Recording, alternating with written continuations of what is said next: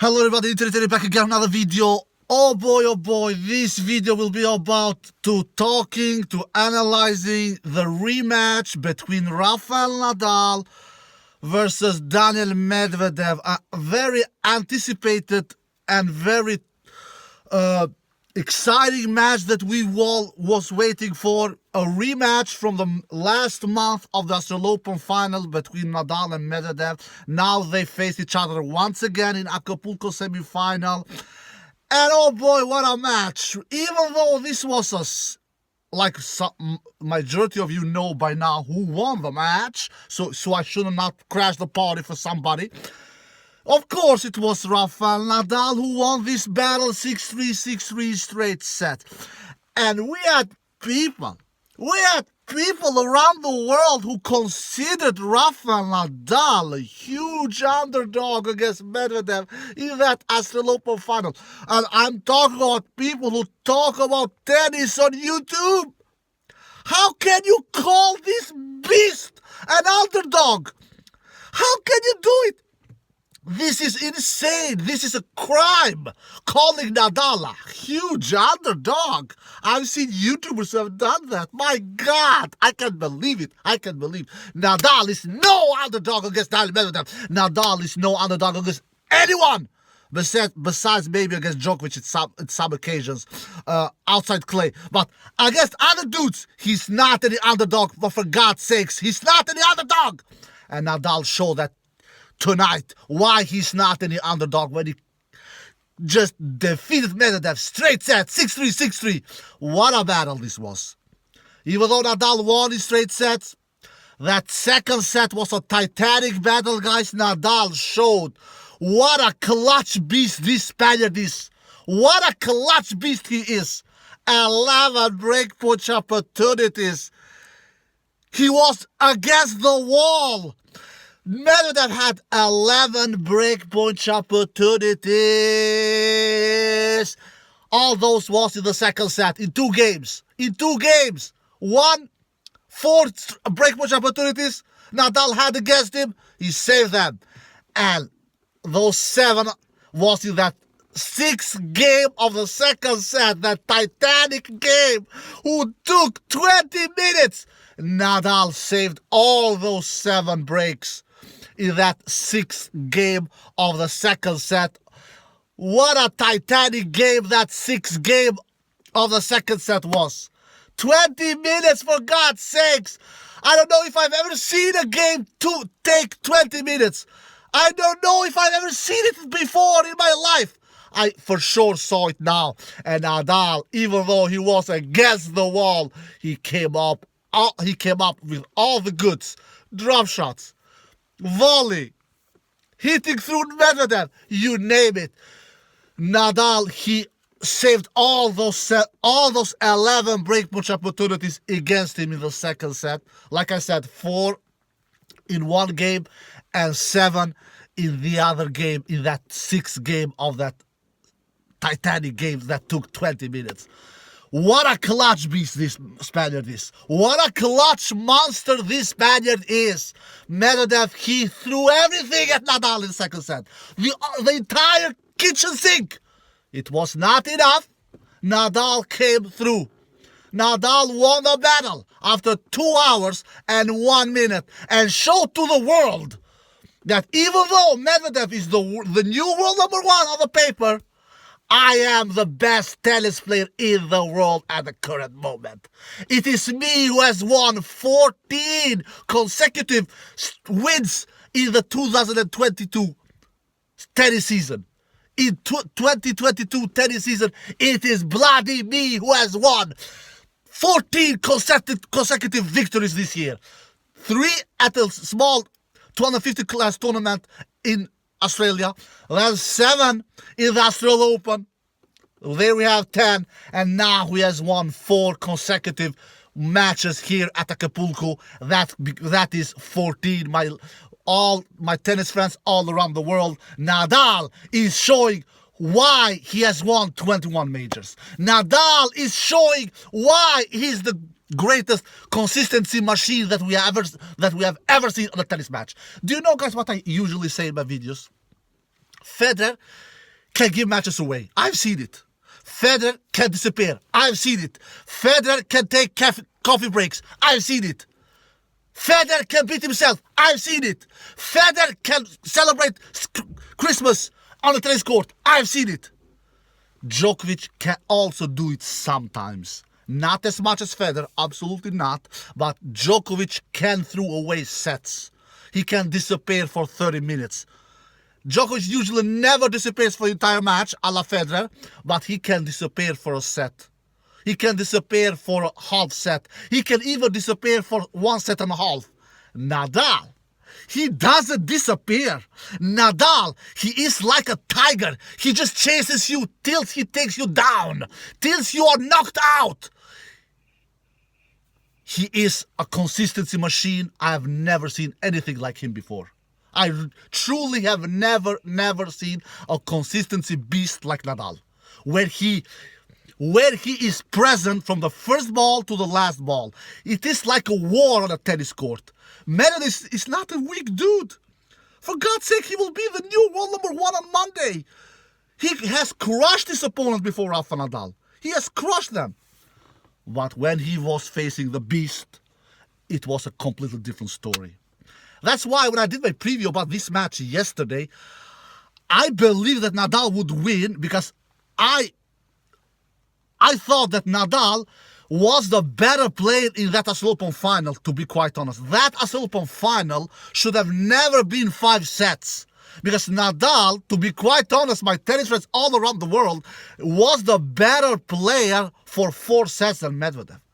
The only set Medvedev outclassed Nadal was in that 3rd set 1 month ago in that Australian Open final. That was the only set where Medvedev was superior over Nadal, where he won that first set 6-2. But the other 4 sets, Nadal was the better player. Even that 2nd set Nadal lost, he actually was the better player. He was 2 times up with breaks. He had 1 set point in his own serve. Somehow Medvedev stole that 2nd set and was up in the lead 2 sets to love up. But Nadal then in the 3rd, 4th and 5th set showed that you have not knocked me out yet, my friend. You have not won the battle yet, my friend. You have not won the war yet, my friend. I'm coming back for you and I'm going to take you down. I'm going to take you down and send you to the Chinatown. And that was what Nadal did 1 month ago. This time around, Nadal won his straight sets and showed to the world that I will be ready from the start here. Like I said yesterday. What did I say yesterday?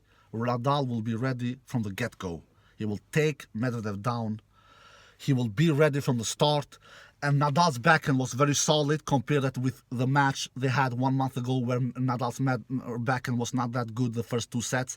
Here, this time around, it was a different story. Nadal's backhand was solid from the first ball to the last ball. He didn't do a lot of unforced errors with that shot. Nadal's passing shots. Have we ever seen a player have better passing shots than Rafa Nadal? Have we ever seen? If you go attack the net and you want to win the point, you need to go to attack that net with furious shots. Because if the shots are not out of this world good, Nadal, be ready that he will pass you. I've never seen a better player who does passing shots better than Nadal. He is out of this world. He's outrageous. He's impeccable. He's unbelievable of doing passing shots, and Medvedev saw that in that semi-final match. And Nadal's touch at the net. He doesn't get enough credit with his touch. Nadal is one of the best tennis players I have ever seen at the net. He doesn't approach the net so many times because he's a baseline player, but when he goes to the net, he barely misses, for God's sakes. He has great hands. Medvedev was trying everything. He was trying to pass Nadal at the net, but Nadal was so successful at the net with his volleys. And Nadal drop shots are also very good.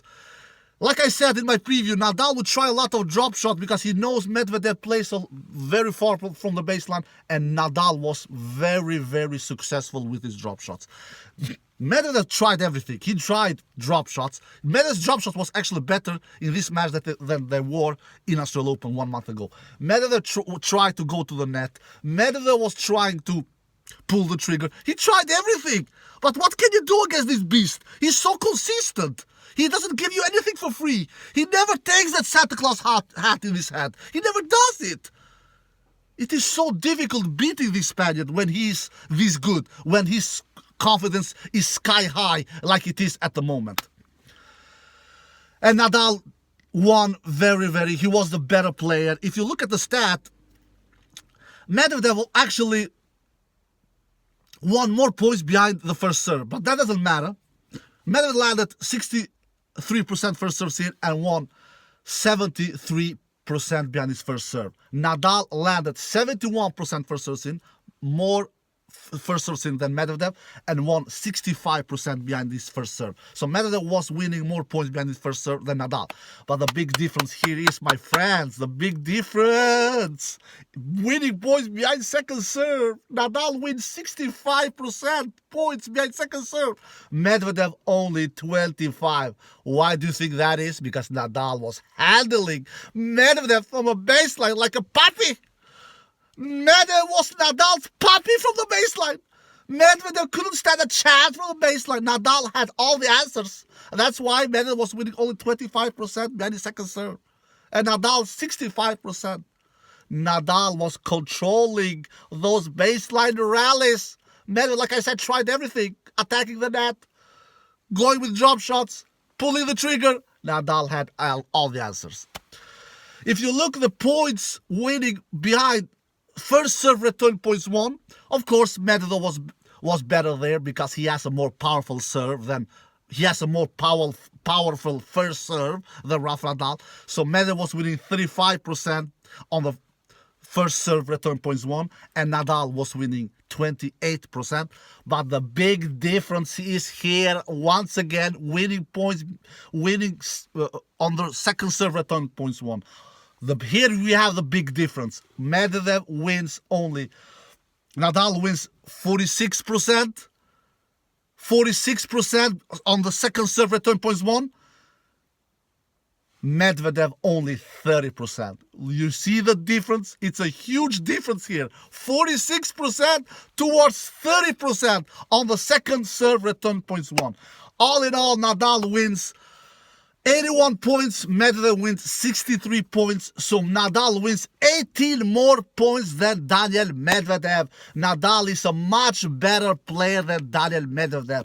If you compare that 1 month ago at Australian Open, where actually Medvedev won 7 more points than where Medvedev won 7 more points than Rafael Nadal 1 month ago in that Australian Open final. Even though Medvedev lost the match, he won 7 more points 1 month ago in Australian Open final. This time around, Nadal wins 18 more points than Daniel Medvedev in total. That shows to us that Rafa Nadal has been clearly a much better player, especially in the first set. The second set was a titanic set. That set, of course, could have gone either way if Medvedev would have taken one of his 11 break point opportunities that he had. Because Medvedev didn't see one single break point opportunity in the first set. Not one. Nadal didn't face one single. Nadal was cruising in his service games in that first set. Medvedev didn't stand a chance on Rafael Nadal's service games in the first set. Medvedev started to take his teeth on Rafa's service games in the second set, but like I said, Nadal came up with the goods every single time. Nadal showed in this match what a clutch beast he is. He really did that, guys, when he saved all those 11 break point opportunities in that second set. Congratulations to Rafa Nadal for beating Daniel Medvedev for the second time this year. And now he's up 5-1 in the head-to-head and will now face Cam Norrie in that final. He leads Cam Norrie 3-love in the head-to-head. Can Cam Norrie stop Nadal? We have seen bigger miracles happening in tennis, but I don't think Cam Norrie will do it, man. Cam Norrie... All respect to Cam Norrie, who took out Stefan Tsitsipas, but Stefan Tsitsipas is not any beast a la Nadal. Stefan Tsitsipas is not any consistency machine a la Nadal. Stefan Tsitsipas is not any Santa Claus. Rafa Nadal isn't any Santa Claus a la Stefan Tsitsipas. Rafa Nadal will not give Cam Norrie any free points like Stefan Tsitsipas did. So I think Nadal will beat Cam Norrie in that final. And will win his 91st ATP title on the tour. That's it. Send some thoughts about Jiri Vesely. Man, what a dream run he's having. First he defeated Cilic. Then he defeated RBA. Then he defeated Novak Djokovic. Then he defeats Denis Shapovalov after an epic 3-set battle where the match took 3 hours and 16 minutes. And we saw 3 tie breaks where the first tiebreak in the first set where Denis wins it 9-7. And then in the second set, it's another tiebreak where Jiri Vesely wins it 7-2. And then in the third set, a third set tiebreak between these two where Jiri Vesely wins the third set tiebreak 7-3. And he takes out Denis Shapovalov. Man, what a dream run this Jiri Vesely has had. Who was thinking about him? Honestly, I knew who this dude was before, but I never was thinking that he will go to I never was thinking he will defeat 2 Grand Slam champions like he has done in these Dubai tournaments. To defeat Cilic, it is not any big surprise because Cilic has seen his best days behind him. But he is a Grand Slam champion, a former Grand Slam champion, Cilic. But when he defeated Djokovic, that was a big surprise to me, and not only to me, and to many of the others in the world as well. And so he has now defeated 2 former Grand Slam champions, Cilic, a former US Open champion, when he won the US Open 2014, like we all remember. And he defeated Novak Djokovic. That was a much bigger, impressive victory to defeat a 20-time major champion like Novak Djokovic. And defeating RBA is not easy either. RBA, we all know that he likes he doesn't give you much free points, and he's a baseline grinder.